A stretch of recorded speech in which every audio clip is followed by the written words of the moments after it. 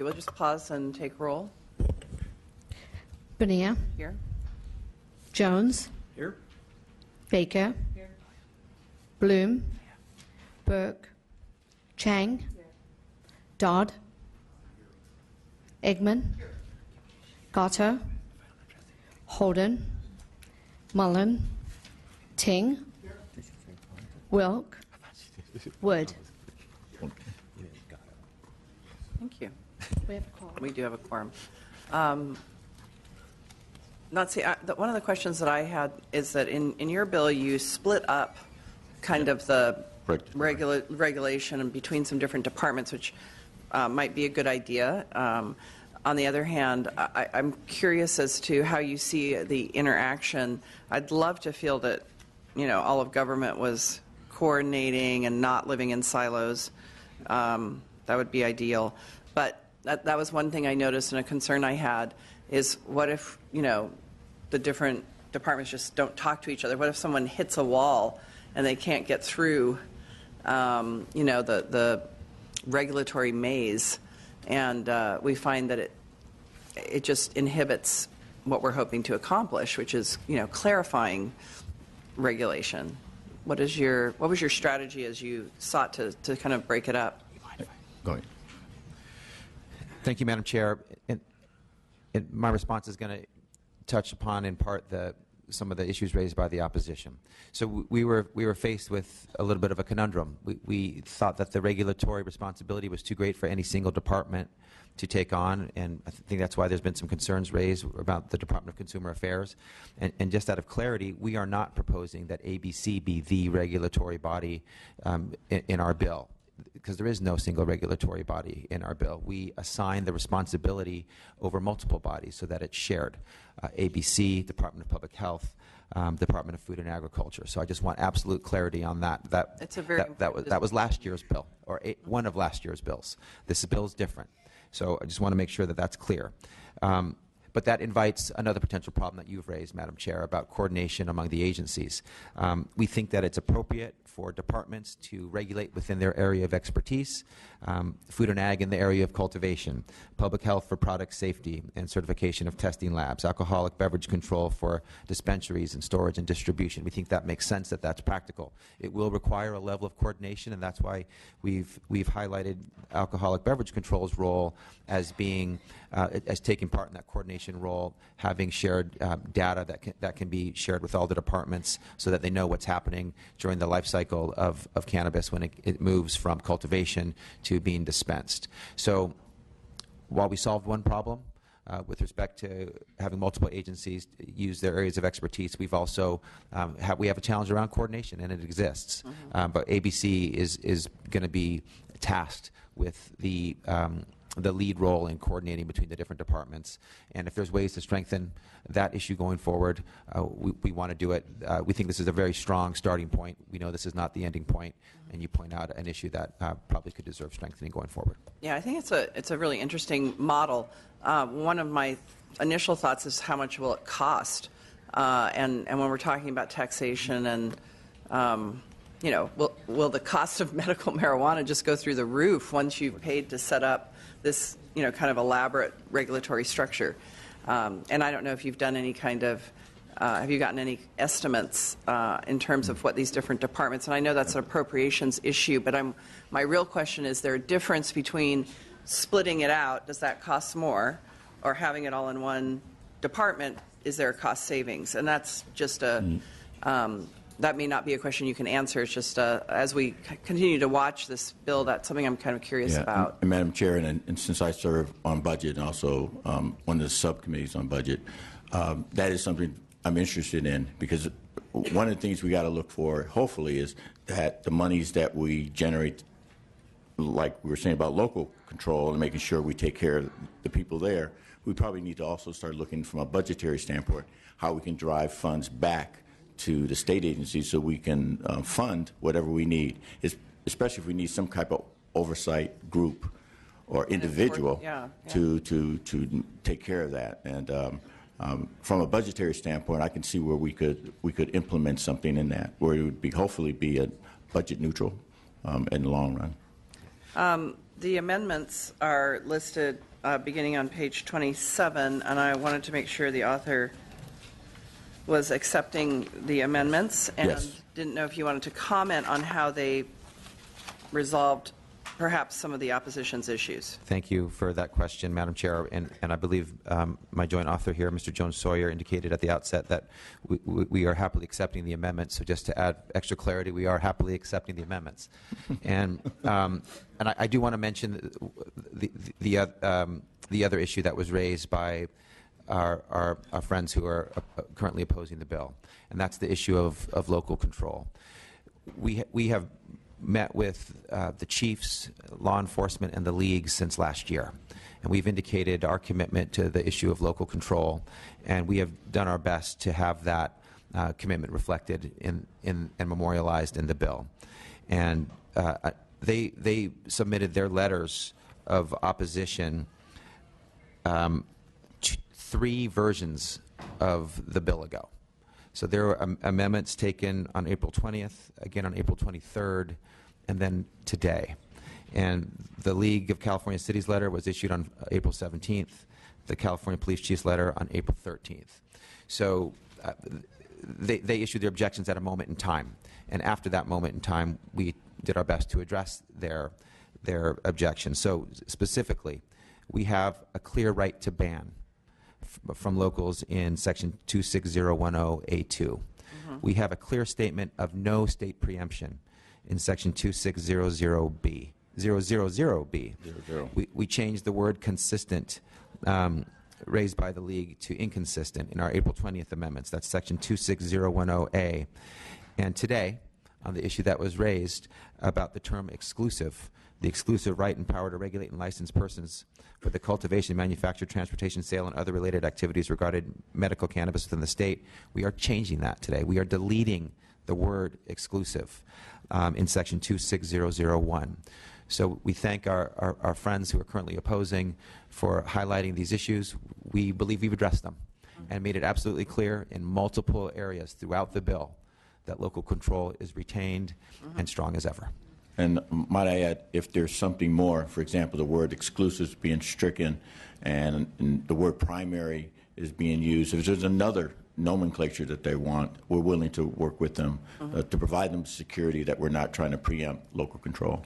Thank you. I just wanted to raise on my last question in our notes on page 25, it suggests that you might want to consider establishing a task force to address all these issues. It's not an amendment, but my question was trying to get at this issue of whether or not you thought that might be a good idea.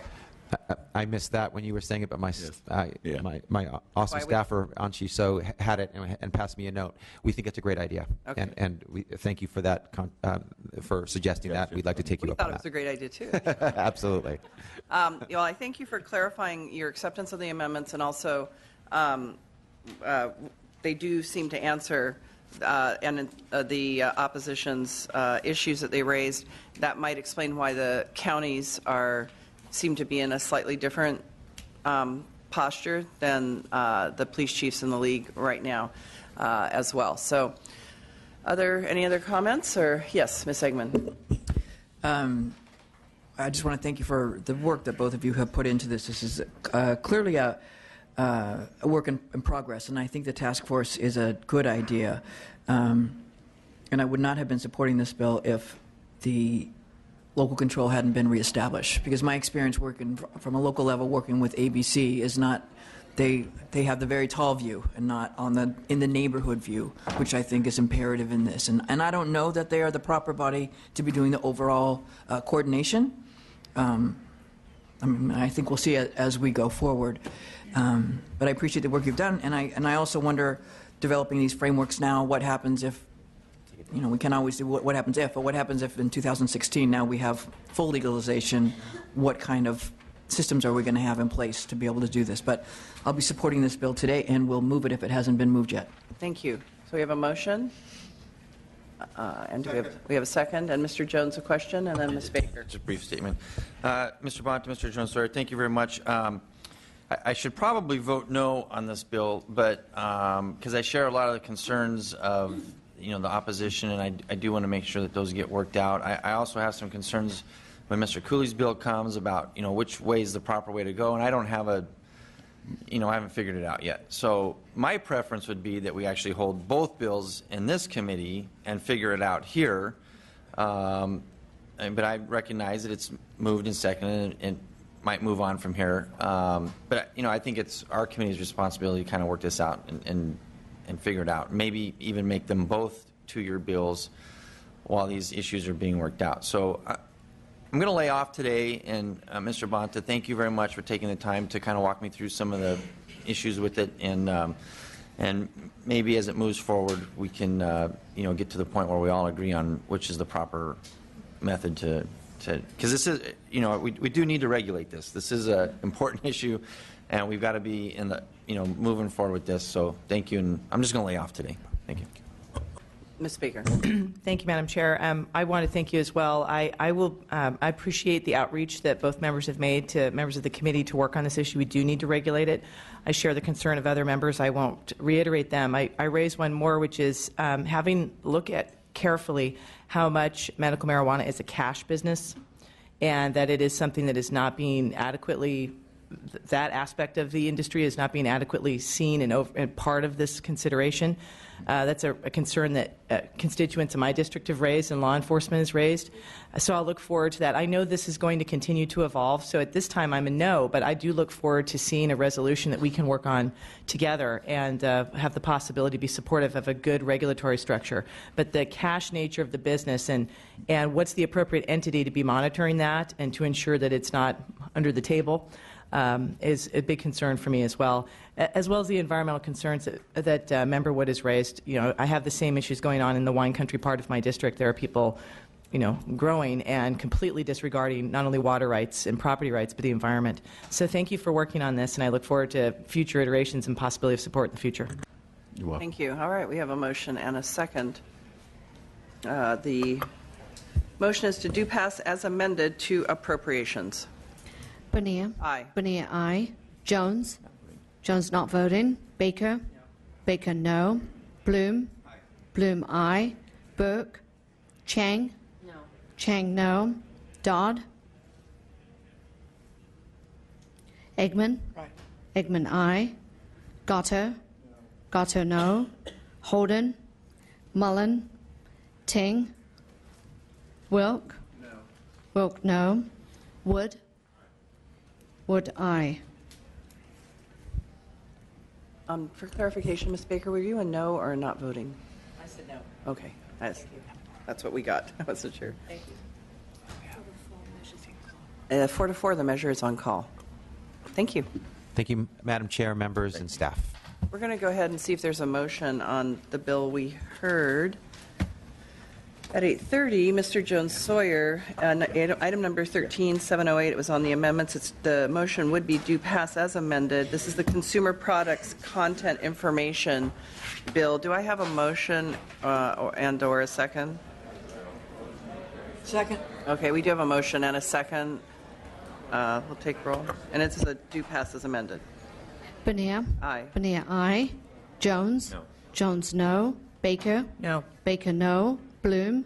Aye. Bloom, aye. Burke. Chang. No. Chang, no. Dodd. No. Dodd, no. Eggman. Aye. Eggman, aye. Gatto. Holden. Mullen. Ting. Wilk. No. Wilk, no. Wood. Aye. Wood, aye.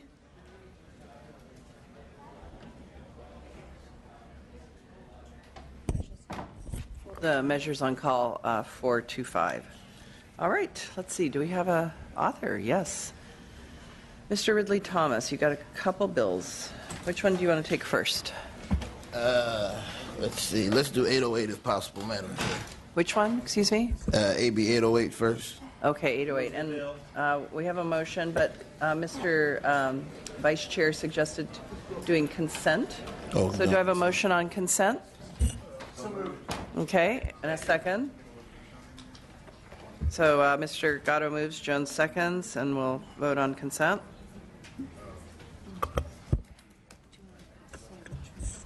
What is on consent? Item number 3, AB 177. AB 180, AB 181, AB 486, AB 1359, and AB 1463. Y'all get up. Bonilla. Aye. Bonilla, aye. Jones. Aye. Jones, aye. Baker. Baker, aye. Bloom. Bloom, aye. Burke. Chang. Chang, aye. Dodd. Eggman. Aye. Eggman, aye. Gatto. Gatto, aye. Holden. Mullen. Ting. Wilk. Wilk, aye. Wood. Wood, aye. 9-0 on consent. All right. Excuse us, Mr. Ridley Thomas. We're Well, back to thank you. you. And I think we already had a motion from Mr. Wilk. Second. And a second. And again, was this 808? Yeah. Okay, Yes, thank you. AB 808. This is a simple bill, a bill that will help the economy. It ensures alternative motor vehicles and automotive products are regulated in a similar manner as traditional fuels and automotive products. Couple Should have been on witnesses here. consent. We had two Republicans make the motions. Please, go ahead. I'll defer to my witnesses with your indulgence. Thank you. Thank you, Madam Chair, members. Taylor Roshan with the Department of Food and Agriculture, and I have with me Kevin Schnepp, head of our Alternative and Renewable Fuels Laboratory at the Division of Measurement Standards. The department is the official sponsor of AB 808, and we'd like to thank Mr. Ridley Thomas for his authorship. The bill provides the department with the necessary authority to ensure that all alternative motor vehicle fuels and products are regulated in an appropriate manner to protect consumers and from substandard products and ensure equity in the marketplace. Without these protections, the retail viability of alternative fuels will be compromised. More specifically, the bill allows the department to be responsive and adaptive to the dynamic nature of the alternative fuels market. As new fuels are introduced, the department would have the ability to develop and adopt fuel quality standards for alternative fuels. AB 808 also allows the implementation of uniform price line advertising and labeling requirements for conventional and alternative fuels.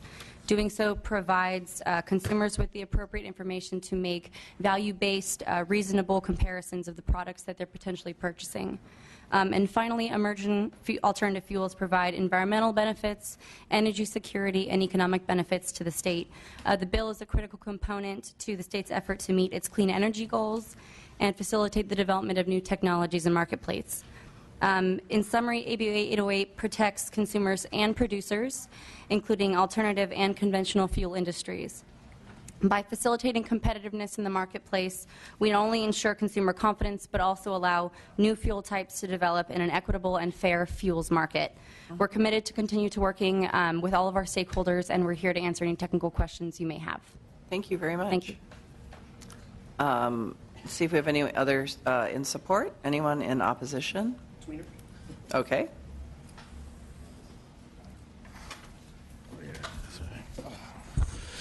Good morning, Madam Chair, members. Brian White here on behalf of the Western States Petroleum Association.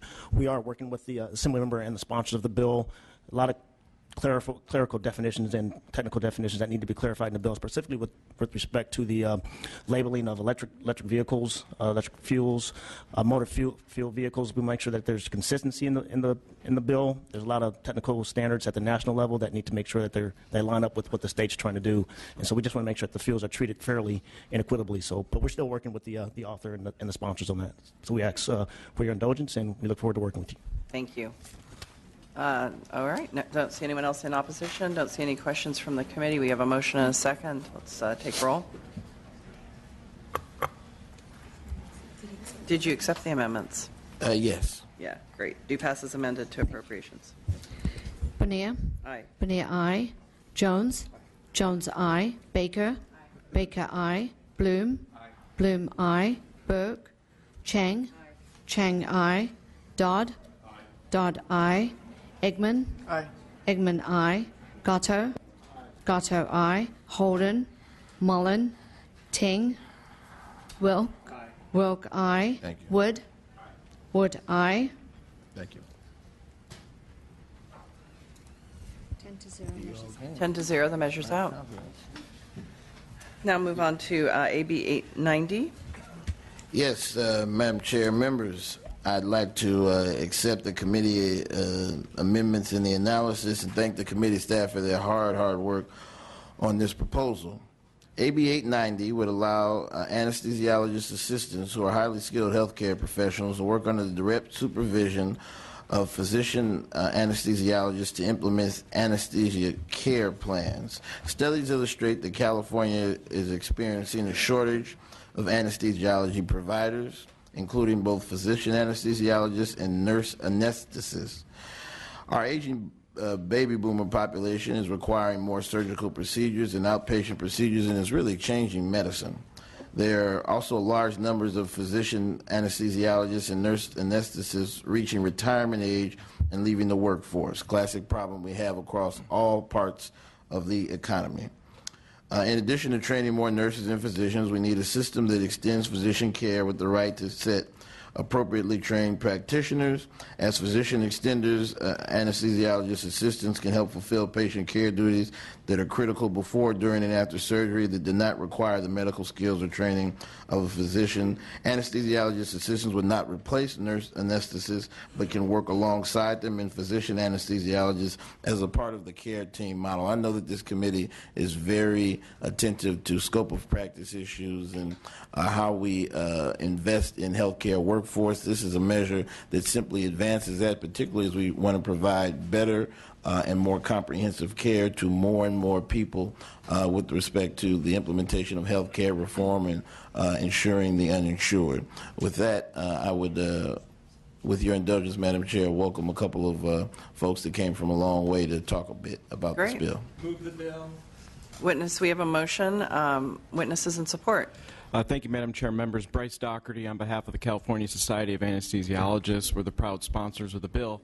We want to be the 17th state in the country to recognize anesthesiologists' assistants to practice across the country, including the District of Columbia. We know that you had a long agenda today, so we elected not to bring hundreds of anesthesiologist assistants from around the country that are eager to come to California to work, to treat patients.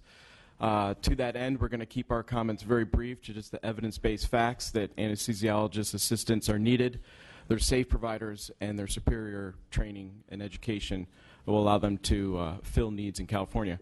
With me today is Dr. Paul Yost, President of the California Society of Anesthesiologists, Shane Angus, practicing anesthesiologist assistant and runs a training program in Washington, D.C., a native of California, and Dr. Allison Nielsen works in the VA and was formerly an anesthesiologist assistant. Thank you. First witness, or second witness, I guess. Hi, thank you. I'm Dr. Paul Yost. I am the president of the California Society of Anesthesiologists. And I'd like to thank all of you. I know public service is not always a thankful job, and so thank you very much for your service. I am currently a practicing anesthesiologist. I work at St. Joseph's Hospital of Orange and Chalk Children's Hospital. I'm the director of cardiothoracic anesthesia at St. Joseph's Hospital. I'm the co-director of cardiothoracic anesthesia at Chalk Children's. I'm also the director of pediatric pain management at Chalk Children's Hospital. I also spent a little bit of time in public service also. I served for 8 years on the CalOptima board, and I'm also the former mayor of the city of Seal Beach. Every year throughout the country, there are 100 million operations that take place requiring an anesthetic. A RAND survey in 2010 showed that there is an anesthesia workforce shortage, and that's indicated in your packet. In California, that situation is even worse. Medicare and NPI database show that California has only 18 anesthesia providers, and that includes physicians and CRNAs per 100,000 population. The rest of the country is at 30 providers per 100,000 population. We're at barely 50% of what the anesthesia workforce is throughout the country. In my own group, we're hiring people as fast as we can to provide services in the area in which we work. And a survey of anesthesiologists in California state that 50% are experiencing workforce shortages in wherever they work. In the face of this shortage, we're seeing an increase in demand for our services. As anesthesiologists, we're taking more care of the patient both preoperatively, intraoperatively, and postoperatively. We're working to streamline their care, make sure that those patients are adequately prepared for surgery and for anesthesia, that they have enhanced recovery after surgery, and that they not only get out of recovery room, but they get back to the playing field and get back to work as soon as possible by doing nerve blocks, by getting them into rehabilitation, and really focusing on the whole patient and getting them all back. We're providing anesthesia care in more places. There are more surges, more procedures that are happening right now. Just in the last 3 years, 3 years ago in my group, we had 2 travel rooms where we had people that were stationed throughout the hospital doing sedations. We're now at 7 travel rooms. People are operating endoscopes and ultrasounds on the ends of these scopes. They're putting into the esophagus, and they're doing biopsies in the chest and in the pancreas. And these are procedures that weren't even done 2 or 3 years ago. We're replacing heart valves in the cath lab. We're seeing an increase in demand for our services. I want to make sure we leave enough time for the other witnesses. Okay. And on top of that, we have more patients in the system. As President Obama said, in his comments on Saturday, 9 out of 10 people in the country now have access to health insurance. 1.4 million people entered the health insurance exchanges in California.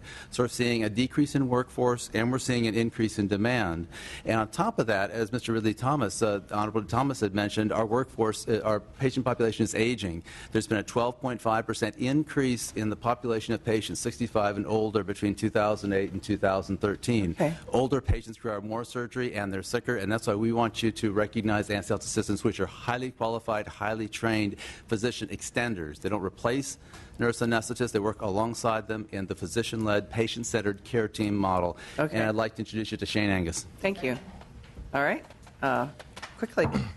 Good morning, Madam Chair and members. My name is Shane Angus. I'm originally from Santa Barbara, California. I attended Santa Barbara City College and then graduated from UC Berkeley. I'm the founding director of the Case Western Reserve School of Medicine's Master's of Science in Anesthesia program in Washington, D.C. I graduated from Case in 1999 and have been a practicing certified anesthesiologist assistant since then. I've worked at the Schools of Medicine at Emory University, the University of Florida, and the University of Miami, as well as several other private institutions. As far as my positions within the field of education, I'm the co-chair of the Education Committee. I sit as the representative for the Society for Education Anesthesia, member of the Board of Directors of the Anesthesia Patient Safety Foundation, as well as the chair of the accrediting body for the profession. So let me start by saying that certified anesthesiologist assistants are highly skilled and thoroughly trained members of the anesthesia care team. We're modeled after medical school admission requirements and physician anesthesia residency programs. To that end, our applicants must have a bachelor's degree with high marks and score in the top percentiles of the MCAT. They receive a master's degree, which is achieved through a graduate level training program where they have 24 to 29 months of training with included about 2,000 to 2,500 clinical contact hours. In addition, they receive their advanced cardiac life support as well as their pediatric advanced life support certificates. So anesthesiologists assistants must be based at and run in collaboration with a school of medicine, one of the requirements for it. Their medical director must be a physician anesthesiologist who is certified in the state, and the members must take an examination every 6 years, which is administered by the Board of Medical Examiners. In addition, there must be a continuation of 40 medical education units every 2 years. So AAs work under the supervision of a physician anesthesiologist, and they do a tremendous amount of important responsibilities, from obtaining the preoperative history, taking the physical exam, administering medications, establishing and managing advanced airway devices, and implementing internal and external monitors. Throughout the period, certified anesthesiologist assistants evaluate and treat life-threatening situations as they arise and use advanced life support systems. So far, AAs are practicing for about 40 years, and they practice in 16 states. There are about 1,700 of us practicing total. We are recognized by the American Medical Association, the private insurance industries, as well as the federal government through Medicare and TRICARE. So in all of these states and all the environments that I have personally worked, certified anesthesiologist assistants and certified nurse anesthetists have worked collaboratively and interchangeably as part of the anesthesia care team. Certified anesthesiologists are trained specifically to share a common practice philosophy with anesthesiologists, and our education was designed to incorporate the basic principles dedicated to a physician-led anesthesia care team. I urge you to support AB 890 and allow for this important class of healthcare providers in California. Thank you. Any other witnesses in support? Just please state your name and organization. Hi, I'm Dr. Allison Nielsen. I work at the VA Sacramento healthcare system. I was an anesthesiologist for 6 years prior to becoming an anesthesiologist. And actually I had to become an anesthesiologist because I couldn't get back home to work in California. And that was after getting 2 master's degrees and a degree from Berkeley. And so I strongly support anesthesiologist assistant. I think they're a vital member of the anesthesia care team. And there's a lot of people who would like to get back and work in California. Thank you. In support? Eduardo Martinez, California Medical Association, in support. Thank you. In opposition? Anyone in opposition?